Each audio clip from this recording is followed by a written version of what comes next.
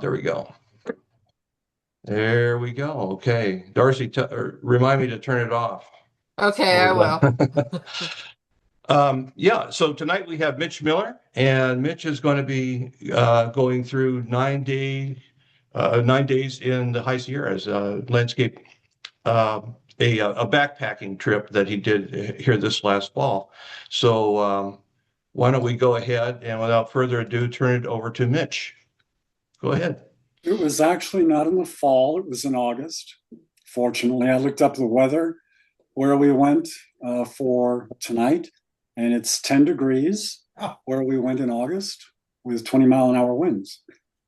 So I'm going to share my screen, desktop one, share, and go to PowerPoint. Can you see that? Yes. Yes. Mhm. Okay. And I'm not sure how to get, okay, so we are looking at a lake that doesn't have a name. It's called Pickett Lake. And I first went there in 2013. And I'm going to give you some backstory before we get into the 9-day trip.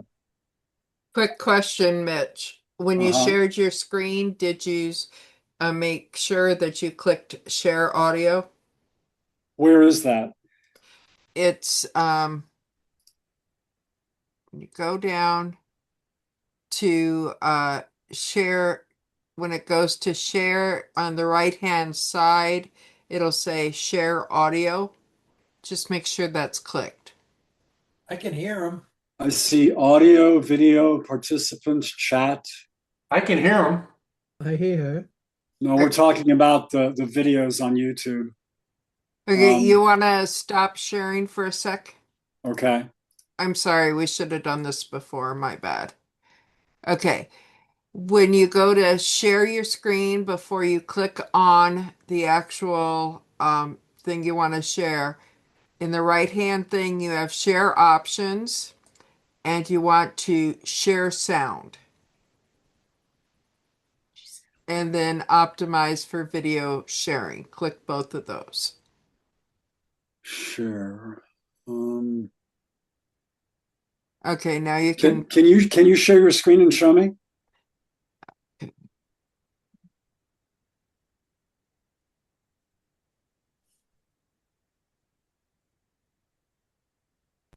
Uh, nope, that just popped up the screen. Hold on.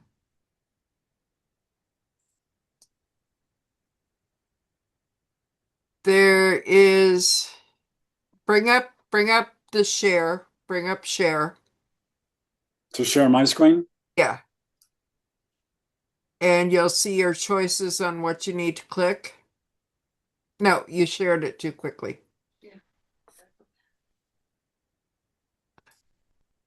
Okay. Before you click share, Okay. you have choices of what windows to click, correct? Yeah. Okay. Over to the right, it's Oh, share audio, so I click share sound, share sound. optimize for video sharing. Correct. Okay. Okay. Thank you. You're welcome. Should have done that first. I apologize. You need to unshare, Darcy. I did. Okay, there you go. Do you see the lake again? Yes. Okay. So this is the nickname is Pickett Lake. And back in 2011, 2012, I was seeing pictures of this beautiful lake with a couple of distant mountains that looked familiar to me. And nobody was saying the name. They weren't saying where it was, how to get there. So I did a little triangulation because I had climbed Mount Williamson in the distance to the left from the lake view. You'll see it later, and Mount Whitney to the right, and figured out, I thought, where that lake was. So I talked to a friend of mine whose name is Larry, and said, well, why don't we go to this canyon called Kaweah Basin, and we'll go check out that lake. So back in August of 2013, we did this very strenuous hike with some forest fire smoke up at high altitude. And we are following Kauai Creek to Kauai Basin. That's the creek in the foreground. And in the upper left is where Pickett Creek joins Kauai Creek. And our destination was Pickett Lake. So the view above what I just showed you is a ridge that my friend Doris and I ended up ascending to get to Pickett Lake this past August. So that's the importance of that view there. On August 28th, 12 years ago, I wandered over to Pickett Basin and found that the lake in the upper left there is the lake that I had seen in these photos. What you see in the foreground is the creek right beside where Doris and I camped this past August.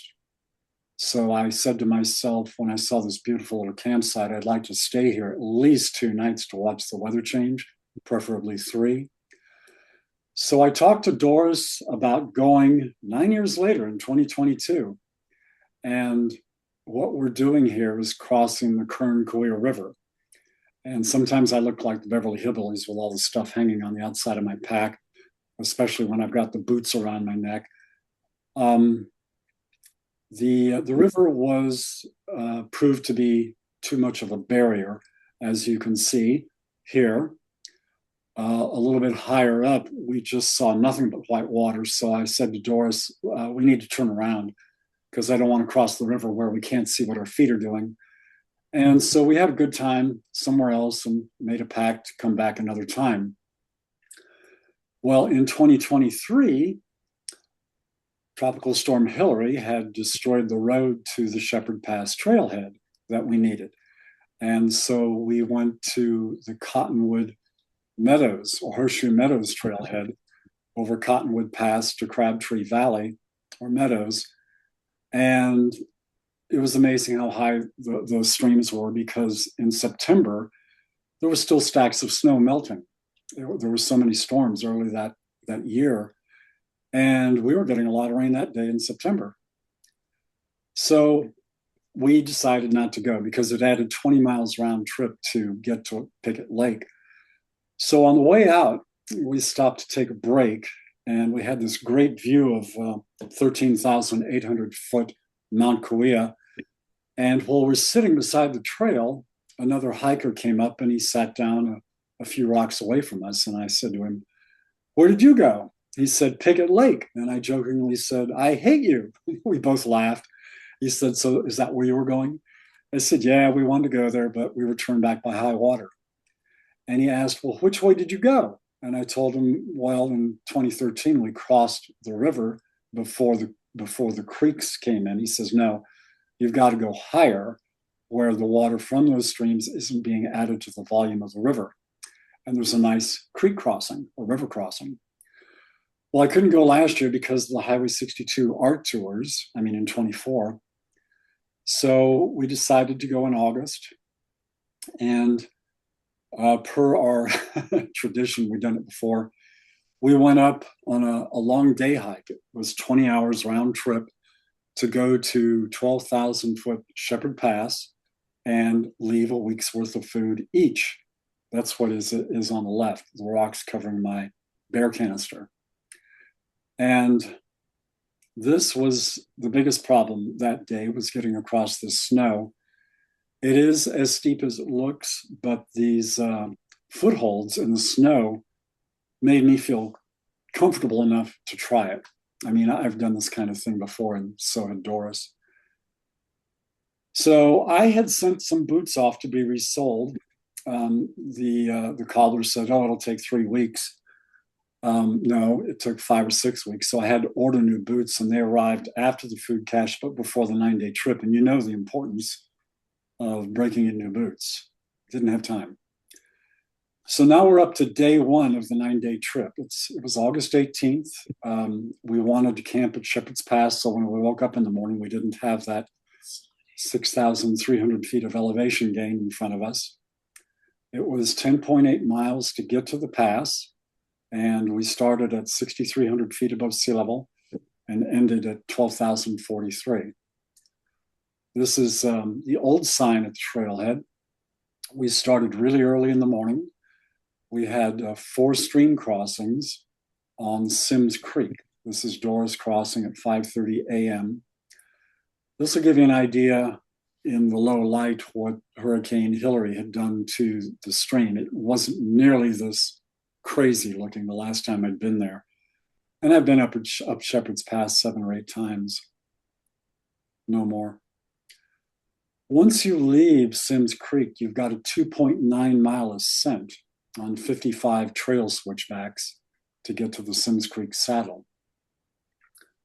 Some beautiful fallen leaves along the way up. And now we are up at Sims Creek Saddle, a great place to take a break and drink some water, have some food. This is called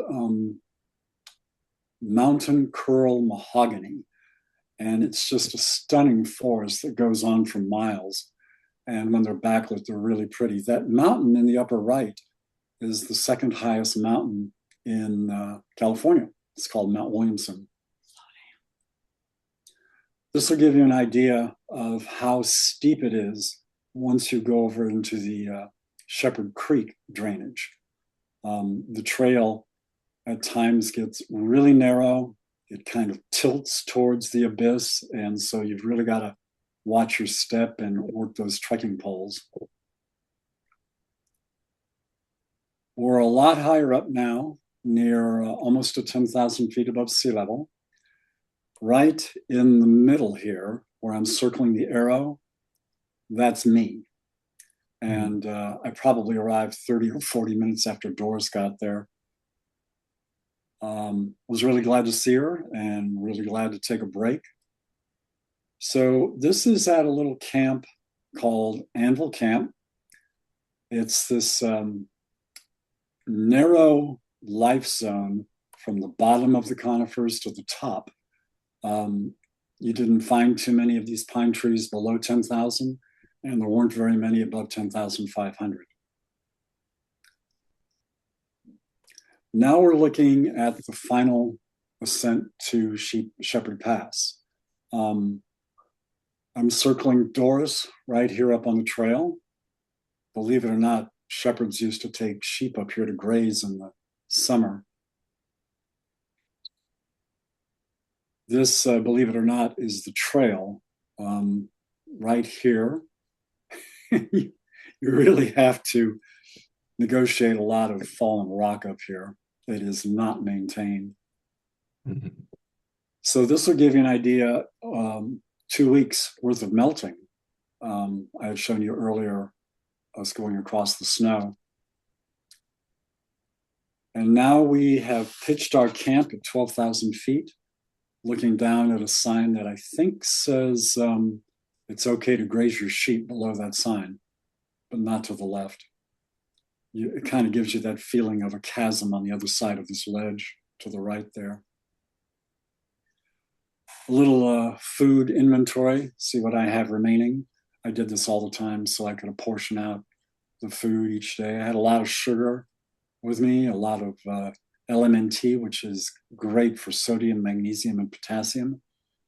I don't get cramps using it. Beautiful high altitude, almost tundra-like vegetation, Sierra and Cushion wild buckwheat. And this is the lake at the pass. And back in 2022, we camped at the pass on our way in and on our way out of the wilderness. And I wanted to, well, the next shot will show you why.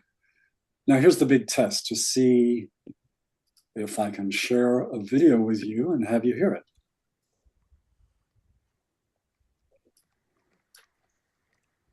This is really a quiet video, but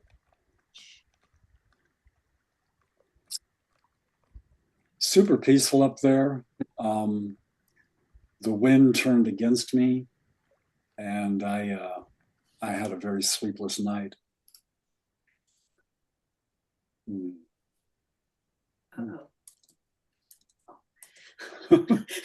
Are you still there? Yep. Okay.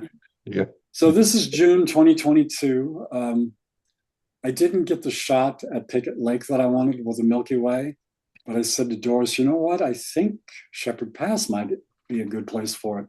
So what I did was I took my little backpacker's tripod, set it up, and I photographed sunset light on Mount Tyndall, which is over 14,000 feet high, and then waited a couple of hours, dozed off, set my alarm, and then photographed the Milky Way. Not much light pollution at 12,000 feet. Okay, day 2, we are going to travel 6.5 miles. We are going to ascend 750 feet in elevation and drop 1,438. Shepherd Pass is in the upper right. We came down here to the John Muir Trail at Tyndall Creek, and then over here to an unnamed lake that we stayed at in June of 22. And this is Tyndall Creek. It eventually feeds into the Kern River, very high above where it comes through Bakersfield. And now we're down below tree line on the John Muir Trail. We've come 3.4 miles since our camp. Doris and I had seen a helicopter traveling east and west for most of the first day. And we were really curious where they were going to. And it looked like they were landing west of the John Muir Trails. So I said, you know, I bet they're getting water out of a lake that I've seen to go fight a fire. So let's go up there and wait and see if we see them. So we took a break here, and it was a nice place to take a break. Very much needed. And then at a distance, we saw this thing that a mixture of exhaustion and thin air made me wonder if it was a parachute. We walked over there, and it was just what you call a footprint, or a type of tent tarp lying on the ground. And someone had left their backpack there and gone on a day hike. And as we traveled west, we ran into her, and she showed us where the helicopter was landing. It was just practice landing, it looked like. I remember Stuart was not a big fan of this tree. I love this foxtail pine forest. It's most of the character in it is in the dead trees. And then I got a short panorama from this pine forest. I can't believe I've been through here 3 times. It's getting to be quite remote. This is called ledge stonecrop, very colorful. And now we're looking down on this lake that's just below tree line, where we stayed in June of 22 and liked a lot. So we're going back to stay at it for a night. And this rounded ridge that you see right here, where I've got the arrow, we're going to be wrapping around that day after tomorrow. And here's Doris taking a break. We've got a couple of solar chargers, trying to charge them. I learned that that's kind of a waste of money and weight, because it takes like 2 days to charge them and 2 days to charge whatever you're charging it with. A phone, like a phone, charging a phone. Beautiful lake, though.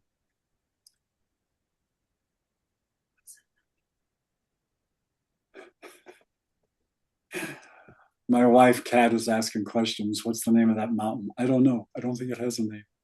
This is what it looked like in June of 22. I'm a cloud fan, big fan of reflections of clouds, but we didn't get that. Another food inventory photo. Man, I celebrated arriving at Pickett Lake with half a bar of this dark chocolate. And I had a hard time sleeping that night, but I sure stayed warm. Okay, day 3, we're going to travel this red line from our lake over to the Kern River and way down to what's called Junction Meadow. It's a 9-mile hike. We're only going up 275 feet and down almost 3,300 feet in elevation. Some foxtail pines just below tree line at sunrise. This beautiful little lake is on the Kern-Tyndall Plateau route going over to the Kern River. And I really wanted to camp here the first time Larry and I saw it in 2013.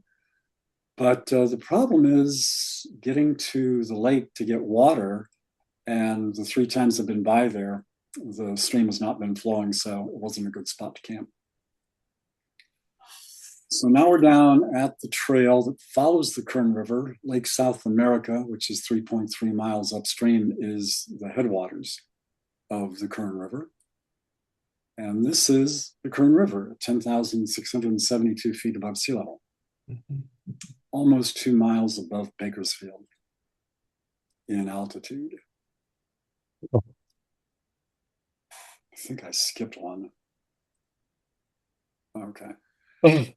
I would love to see this place in an El Nino summer after an El Nino spring. I'm sure there'd be some beautiful water wheels where the water gets into these ruts and goes shooting into the air.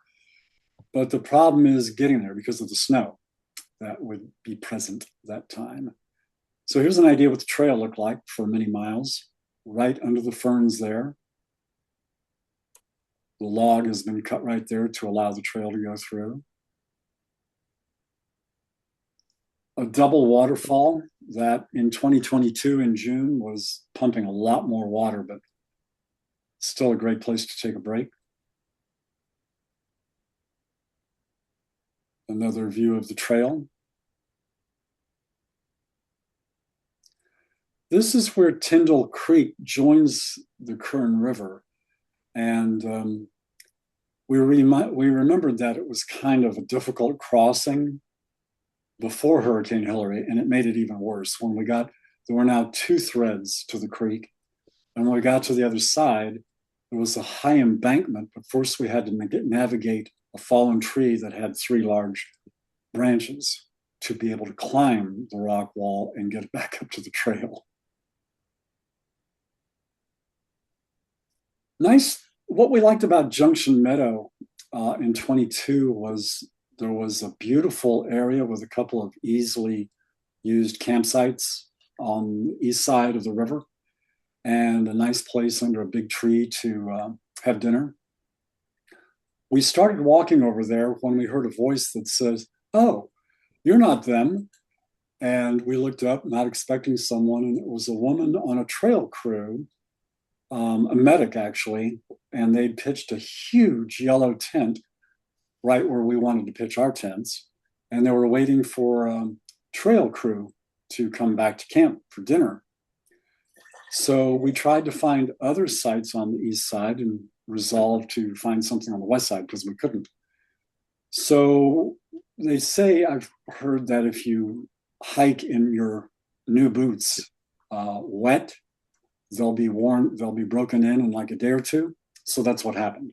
Walked right through that because the tops of those smooth rocks are too slippery, and my boots stayed wet for 2 days. When we got to the west side of the Kern River, this is what it looked like above the trail. I called it the Smooth Rock Cafe. Mm-hmm. And this is what it looked like downstream. When there are big cloudbursts or big winter snow melts, the Kern River divides into multiple threads. And fortunately, there was no forecast for bad weather that night. So we pitched our camp here and also make a good place to hang clothing to dry.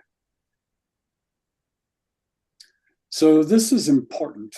The Kern Kaweah River comes to this canyon right here, and our trail goes up here through this notch. We'll be taking a break later near these trees. And this rounded ridge up here, on the other side of that is our destination, Pickett Lake. Very steep. So now we're up to day 4. We're going to travel the blue line that starts here. They kind of overlap and goes up here. Now, we thought we would get to Pickett Lake on day 4, but it was really crazy route finding and it felt too dangerous. I was trying to get us up to this notch right here, which I had hiked to in 2013 and continued down to the lake. This is Pickett Lake where we camped. And we ended up camping our fourth night down beside the Kern-Kaweah River because of that crazy route finding. So here's a view on the morning of day 4, Kern-Kaweah River. This is the trail. The trail crew hadn't made it up here yet. So just like three and a half years ago, more slashing of vegetation after we crossed this log. Beautiful little canyon to take a break and take the boots off and let the socks dry. This is the view in the other direction. California Western juniper, if I remember correctly. And now we start down these steps, one of which is half as tall as Doris. You don't want to go there without trekking poles. And there's Doris's view above me coming down. And here's the Kern-Kaweah River. In the distance is the Sierra Nevada crest. You'll see a thin diagonal line right here. That's our route on day 7. It's a beautiful river in places, really quite clear. This is called Rock Slide Lake because of that rock slide. Now, if you look real close, you'll see Doris right here. This is a common view along the Colby Pass Trail.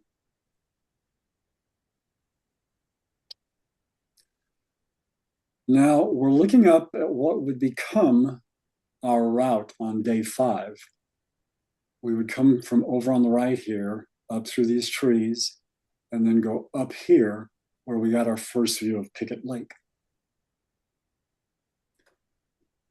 So back in 23, when that gentleman told us about a wide spot in the Kern-Kaweah River, we found it, and it was so easy. It took less than a minute to cross it. This is how we filter water. We scoop up the water into this bag out of the river and hang it up and let gravity put it into that Nalgene platypus or canteen on the ground there. So as of this moment, we're having lunch and we're about to start the route finding up to that notch. I think this is Doris's picture looking up. The notch is in the upper left there. And it's one of those situations where oftentimes the closer you get to these slopes, they seem not as steep as they seem at a distance, but it felt like the other way around up here. It seemed to get steeper. And this is my photo. We're trying to go up that rock slab up to the right to a ledge and then over to that notch on the left. And wasn't having a good feeling. We were thrashing through really thick brush, which it was difficult to see the pitfalls in the shadows at our feet. But we kept our ankles in good health. I took a break to try and find an alternate route, and I kind of felt like my posture showed my dejection at the situation. This mountain right here in shadow, that's the highest mountain in California, Mount Whitney. So now we've decided to go back to the Kern-Kaweah River. And I have not had a blister on my feet in about 20 years, but I got one that day. So relaxing beside the river, it really felt good. I'm glad we stayed there because the next morning was kind of a boring blue sky morning. But we were lucky at Pickett Lake to have 2 great sunrises. So it was a very short backpacking trip on day 5, 3 hours, 23 minutes to go 1.5 miles. And I was just really super psyched to finally get up there. Give you an idea about the elevation differences. There's the river we camped beside, 9,700 feet, and that mountain's a lot higher in the distance. Taking another break. Doris and I did a backpacking trip in July, and I stepped on a seesaw rock that catapulted me into the air, and I fell on my hip, my shoulder, my elbow. I cut my arm and hit my head on a rock. So I kind of had PTSD. So we were getting into a lot of what's called talus, which is really sharp, angular, heavy, big boulders. And we took it really slow. And we finally got up to where we could see our destination. This, where I'm circling with the arrow, is the outlet to the lake. The inlet is right there, and our campsite was right here. So we're now crossing the thin granite ledge between the Kernkuya Canyon to our left, or behind us in this photo, and the lake. Now we've crossed the inlet and pitched camp. And I had left my new battery pack in the car because it was so heavy. And that was a stupid decision. The solar charger turned out to be a bad choice. And I told Doris I wasn't going to track the day hike after we pitched camp. And she said, "Didn't you bring a battery pack?" I told her no. She says, "Well, you can use mine." So, great friend that she is, she lent me her power pack like 4 or 5 days in a row. And I charged my new iPhone 16 Pro Max every day. Really interesting to see what the freeze thaw activity had done. This is where snow melt or rain gets into these cracks and then freezes and expands, creating these rocks. What? That is a rock, yeah. It looks like a rock around a rock. We're almost to tree line in Pickett Creek Basin. Beautiful cascades, another test of the YouTube system here. You might want to have your hand on your volume control.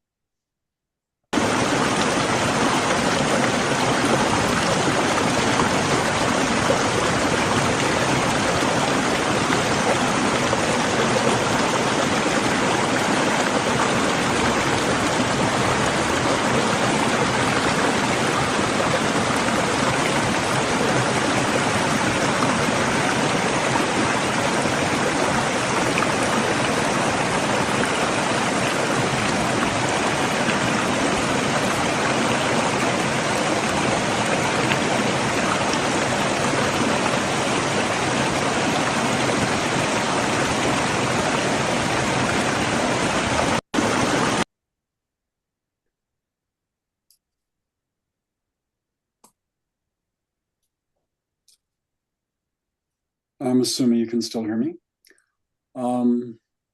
That's weird. Oh, good. Now we're way up above our lake. You can see 2 lakes through the trees there, and Pickett Lake is beyond that. One of the mountains that I triangulated off of using a map was that rounded mountain in the distance. That's Mount Williamson. The one to the right is Trojan Peak, which I climbed with my friend Larry in 2015. He's a USC alumni, so he had to climb Trojan Peak. And the shadowed knob to the right is the highest 13,000 footer in the state. It's Mount Bernard. If you stood on top and raised your hand would be at 14,000 feet, if you're my height. I got an app to identify rocks to try and figure out what this was. And it told me it was petrified rock. So I deleted the app because I'm pretty sure it's not. I looked it up. It's called red slate. It's a metamorphic rock, but it's really weird to see Utah colors up in the gray and white Sierra Nevada granite. One of the lakes on the way back down to our lake campsite, the big dark mountain on the upper right is Mount Whitney again. And the sun came out for golden hour, much to our delight. So this is our only layover day. We were hoping to spend 3 nights there and have two layover days where we didn't have to move camp. Didn't track it to conserve battery power. I'm not going to follow that link. I already told you it's supposed to be 10 degrees tonight up there. Here's another video. I don't know if I'll play all 1 minute, 11 seconds.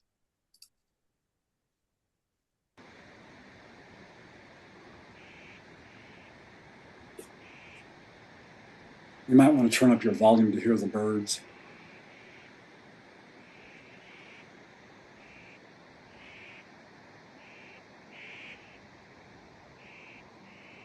This is the weather that was coming in for our day.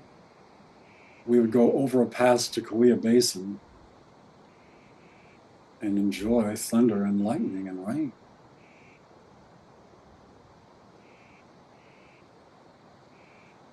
Yeah, I think I'll let it run. It does zoom in a little bit more.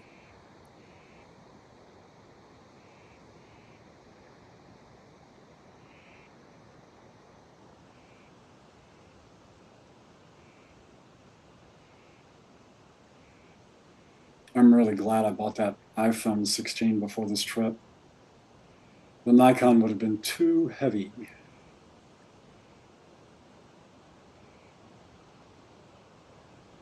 It's great to see this with those of us who are never going to hike this. That includes me. I'm not going back there. And that's a still shot from Picket Lake that morning. A little black and white action.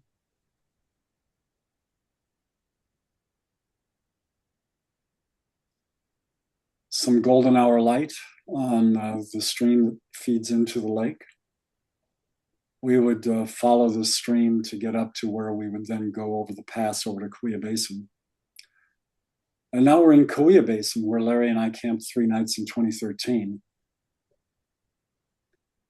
That's another view of that mountain I showed you a long time ago, 13,800 foot Mount Kauai in the upper middle on the left photo.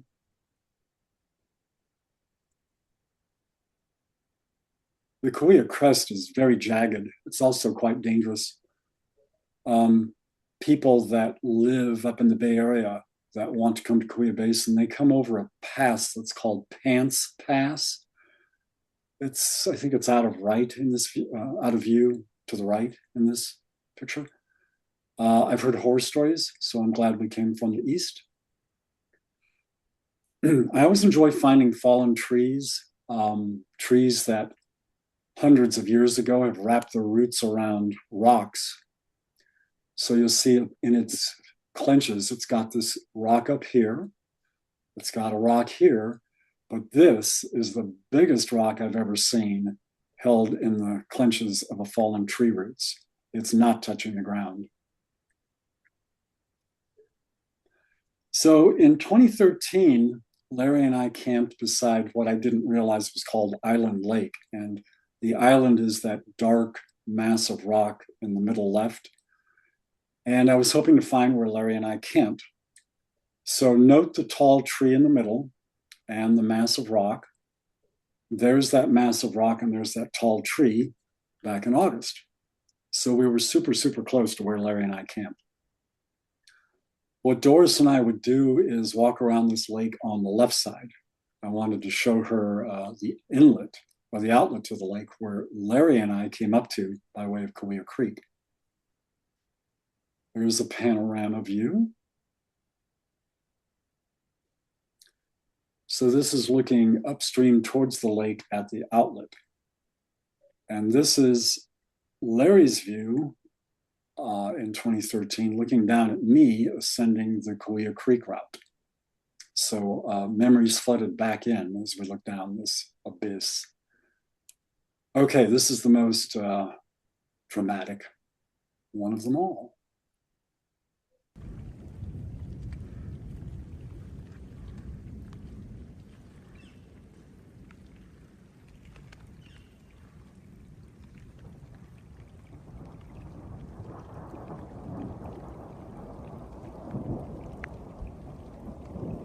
I hope you can hear the thunder.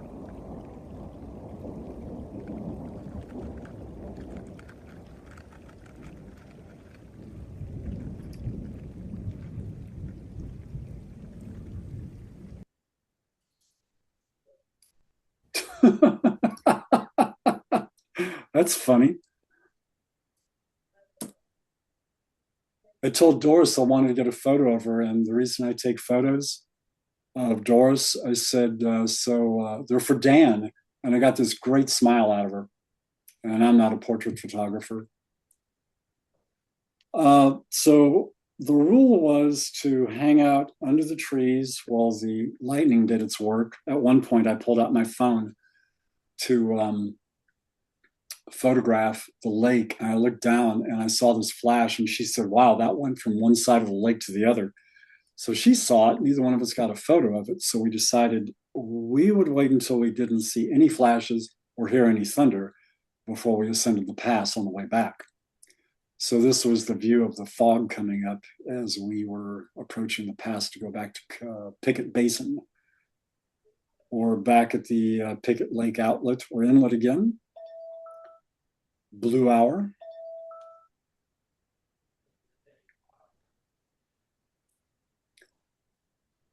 Okay, we're now up to 3 days of over 9 miles of hiking each. The weather was coming in. We knew we had to get off the steep rock before it was wet with rain. We had 9.5 miles. It took us 9 hours and 38 minutes. There's the elevation gain and loss. And we walked in rainfall and hail, mostly rain, for 5 hours. And our hands were quite cold. So on day 7, as we're just before we took photos of sunrise, I'm breaking camp, got everything out to dry out, which was kind of a laugh. Impossible in that humidity.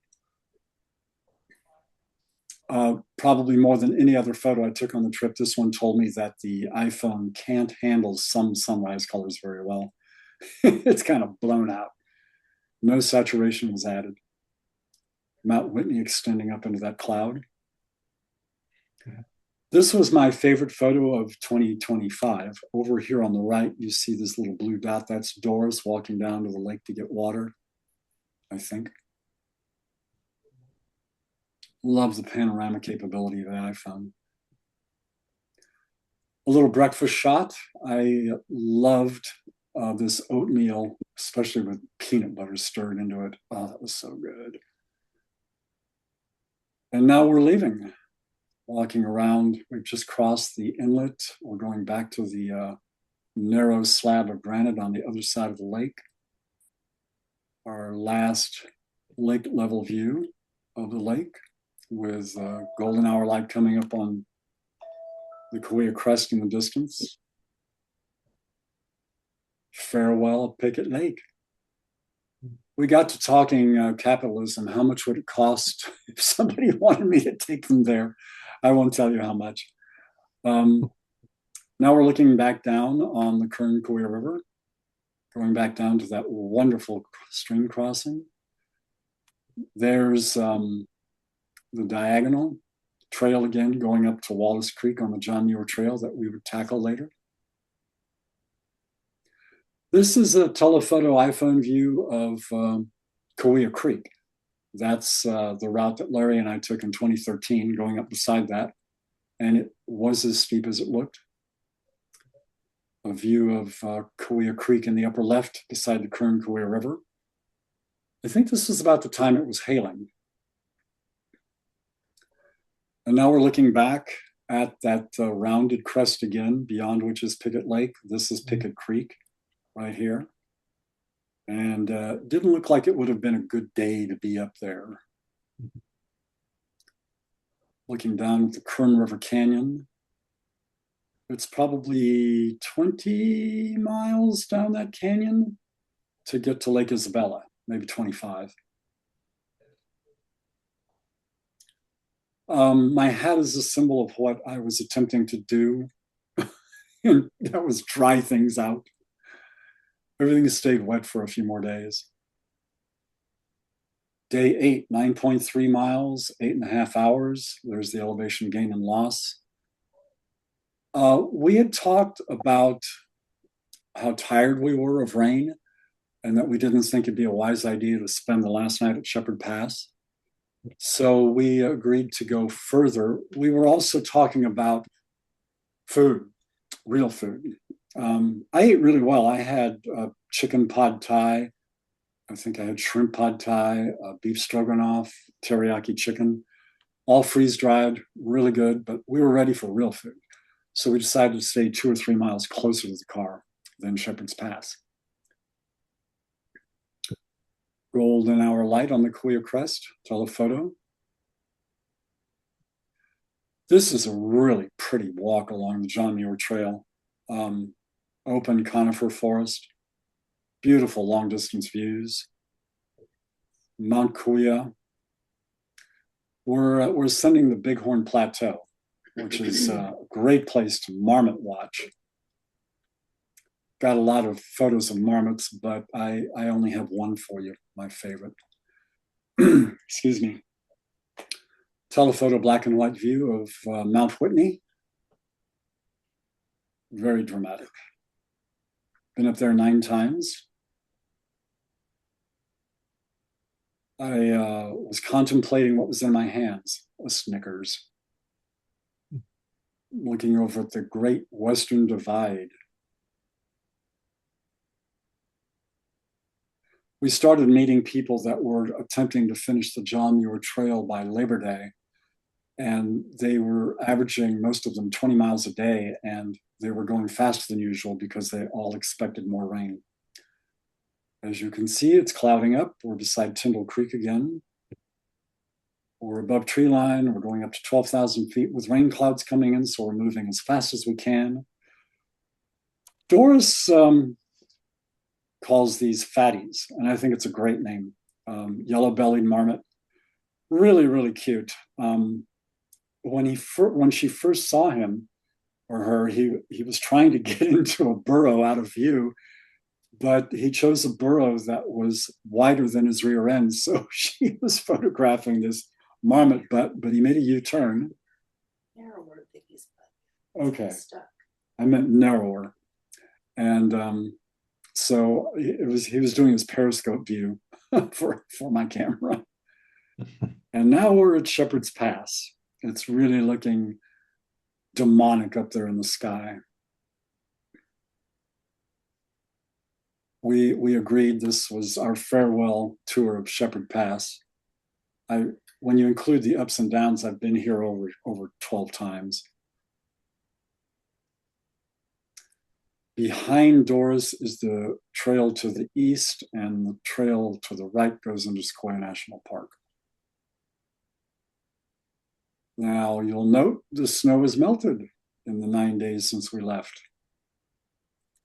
To give you an idea of the danger of Shepherd Pass, some years ago, maybe 2007, a lot of deer slid on ice to their death, and their bones are there as a reminder this is not a happy, safe place to hang out.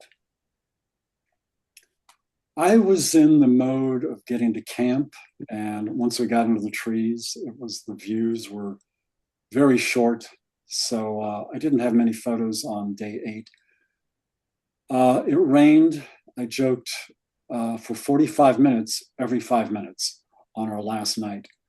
Woke up to a tent that was wet on the inside, despite the strength of that wonderful rainfly.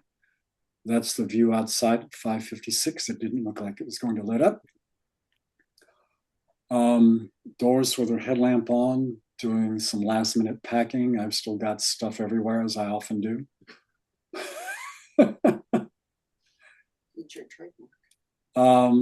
This is, I think, the last video. This is really special because when Larry and I went up in 2015, there was a new chasm, or a widened chasm, that had been created by an incredible cloudburst that wasn't there in 2013. And going over it in 2015, 22, and 25, on the way up, it was not flowing, but it was on our last morning.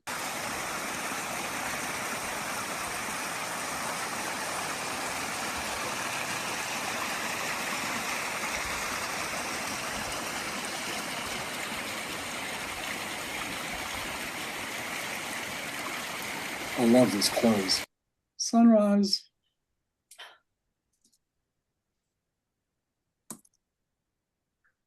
Back into the mahogany or mountain curl mahogany. stopped to take a break. And as is my tradition, I put on my broad brim hat and walked right into that tree limb. Ouch. Beautiful views looking up the trail on the way down.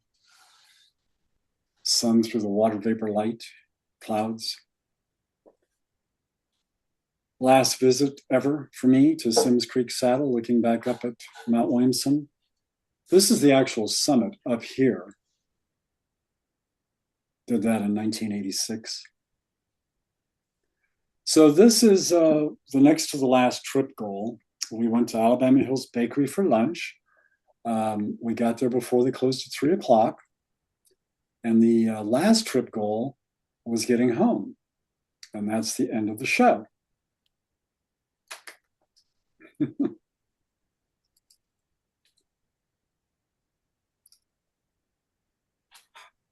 Mitch, that is super impressive. Thank you. Really, really impressive. I'm glad you showed it to us, and we're going to have it on our website for anybody to come back and refer to. But I was just wondering, what kind of conditioning did you have to do to prepare for this? You're doing 1 mile per hour, 8 to 10 miles per day, something like that, and maybe 4 or 5, 6,000 feet of elevation gain.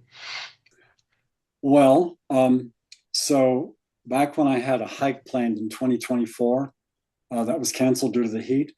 The only taker was Nadine. And so we met that day and we talked about the Palm Springs tram. And I said, I need to go to the Palm Springs tram and get an annual pass. And she says, oh, I'll join you. I hiked at the top of the tram many times, probably 7 or 8 times, ascending with progressively heavier pack weight to get ready. And I'll be getting another annual pass this year because Doris and I are planning to go to Taboose Pass in July. My uncle says, we'll see about that. I have to say, Mitch, amazing pictures from an iPhone on top of that. I know, aren't they wonderful? And yes, I got to see stuff that I will never ever see in person. You know, none of those trails are handicap accessible. I'm glad you got to see it. Yes, so that was amazing. One thing if somebody could do a screenshot so I can post our attendance on Facebook, you know, just to, you know, promote and everything, that would be great. So. Are you doing that, Craig? No, I know there's I'm a way to working do on it. it.